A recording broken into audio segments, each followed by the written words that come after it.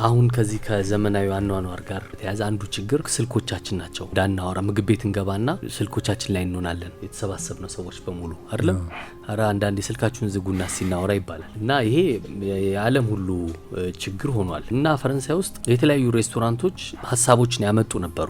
በቃ ሰውን እንዴት ሞባይሉን ከልክለ ነው ምግቡ ላይ ወሬው ጨዋታው ላይ ብቻ እንዲያተኩር እንዴት እናድርግ ሚሉ ሐሳቦች ሲነሱ ነበር። ይሄ ቅር የሚያስብለው በተለይ የተባለው አንደኛ ምግባቸውን በደንብ አያጣጥሙትም እና ሬስቶራንቱ ራሱ ያቀረበውን ምግብ በቃ በደንብ እንደፈለጉ አልሆነለትም። ሼፎች ደግሞ ተቃውሞ ቅሬታ ያቀርባሉ። ከስልክ በፊት በቃ ሰዎች ምግብ በደንብ አጣጥመው ወደ አብሳዮቹ ራሱ ይመጡ ይል እንዴት ነው ምናምን ይሏቸዋል እና በደንብ አድናቆት ሁሉ ይሰጧቸው ነበር።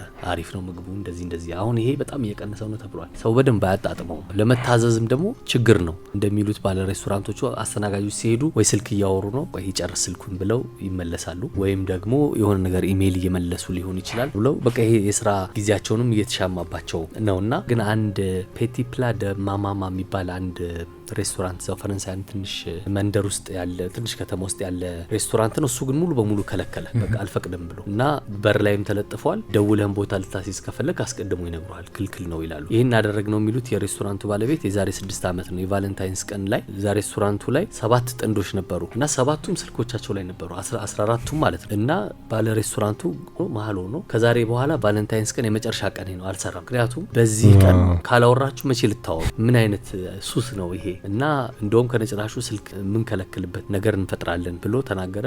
በቃሉም ጸና። ከዛ በኋላ ያው ቫለንታይንስ ቀን ሲከለክሉ ቆይተው መጨረሻ ግን የዛሬ ዓመት ሙሉ በሙሉ ከለከሉ እና ዘ ታይምስ ላይ የዛሬው ዘገባ ላይ ከአንድ ዓመት በኋላ ሬስቶራንቱ ቀጠለበት ወይስ አልቀጠለበት ብለው አነጋግሯቸው ነበረ። ቀጥሏል። ዓመት ሙሉ ባይዞ መግባት አይቻልም። ወይ ስልክ ላይ ድምጹን አጥፍተህ ኪስ ውስጥ ነው የምታደርገው። የምታወራ ከሆነ ደግሞ በክብር ሬስቶራንቱን ለቀህ እንድትወጣ ትጠየቃለህ። እና ሬስቶራንቱ ከአንድ ዓመት በኋላ ህጉንም አልቀየረም። ገበያው በከፍተኛ ሁኔታ ጨምሯል። ይሄ ጣፋጭ ነገር የሚያዙ ሰዎች ከምግብ በኋላ ዲዘርት ያዛሉ አለ። እሱን የሚያዙ ሰዎች ደግሞ በ30 ከመቶ ጨምሯል። ምክንያቱ የተባለው ሰዎች ወሬያቸውን ለመጨረስ በደንብ ተመቻችተው ስለሚያወሩ ከልብ ስለሚያወሩ ያን ለመጨረስ ሲሉ ጣፋጭ ነገሮች የሚያዛሉ ለመቆየት ይፈልጋሉ ማለት ነው ዞሮ።